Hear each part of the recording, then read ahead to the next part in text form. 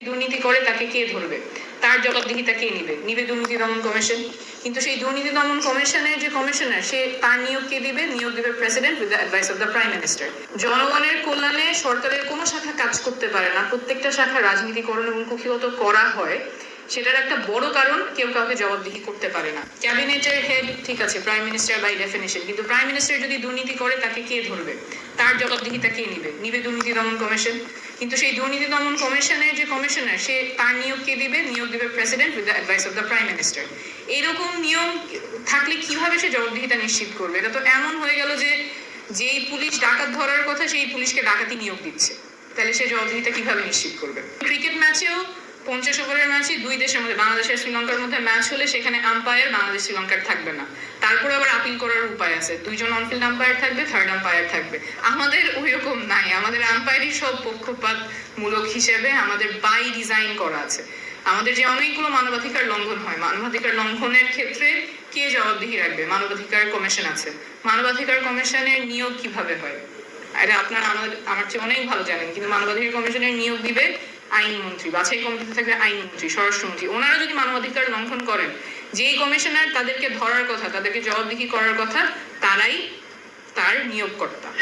যেই বাছাই কমিটি আছে 7 সদস্যের বাছাই কমিটি, সেখানে বাছাই কমিটিতে আছে আইনমন্ত্রী, স্বরাষ্ট্রমন্ত্রী, মন্ত্রী পরিষদ সচিব, স্পিকার, আইন কমিশনের প্রধান, এবং স্পিকার মনোনয়ন করবেন 2 জন এমপিকে, যে একজন দলের এবং আরেকজন বিরোধী দলের। অর্থাৎ এই 7 জনের মধ্যে নিউট্রালিটি এনশোর করার কোনো উপায় নেই।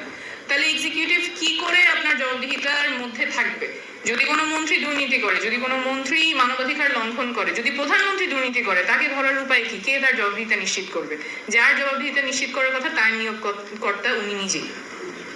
জুডিশিয়ারি ক্ষেত্রেও চিফ জাস্টিস নিয়োগ দিবেন প্রেসিডেন্টকে নিয়োগ দিবে আবার এমপিস এর আবার হাত পা বাঁধা। তাহলে প্রত্যেকটা রাষ্ট্রের প্রত্যেকটা শাখায় এক জায়গায় তাদের পাওয়ার কনসেন্ট্রেটেড। তাদের আর উপায় নাই যে প্রাইম মিনিস্টারকে অ্যাকাউন্টেবল করবে, প্রাইম মিনিস্টারকে জবাবদিহি রাখবে। প্রাইম মিনিস্টারের উপর প্রেসিডেন্ট আছেন, কিন্তু প্রেসিডেন্টও 2টা কাজ ছাড়া বাকি সবকিছু প্রাইম মিনিস্টারের উপদেশেই করতে হবে। তাহলে যদি আমাদের দেশের প্রাইম মিনিস্টার যদি দুর্নীতি করেন, যদি মানবাধিকার লঙ্ঘন করেন, যদি জনগণের পক্ষে কাজ না করেন, তাহলে তাকে সরানোর উপায় কি? সরানোর একমাত্র উপায় নির্বাচন, এবং সেই নির্বাচনগুলিও রিগড হয়। তত্ত্বাবধায়ক সরকারের যে পদ্ধতি, সেটাও বারবার রিগড হয়। তাহলে আমরা তো এমন একটা সিস্টেমে আটকাই গেছি যে আমাদের যদি প্রাইম মিনিস্টার একজন দুর্নীতিবাজ হয়, একজন মানবাধিকার লঙ্ঘনকারী হয়, তাহলে তাকে সরানোর আর উপায় নাই। তখন মানুষকে রাস্তায় নামতে হবে, মানুষকে তখন তাদের যান জীবনের মায়া উপেক্ষা করে রাস্তায় নেমে তাকে উৎখাত করতে হবে, যেটা গত বছর জুলাই আগস্টে করতে হয়েছে। ওই ব্যবস্থায় আমরা টিকিয়ে রাখবো?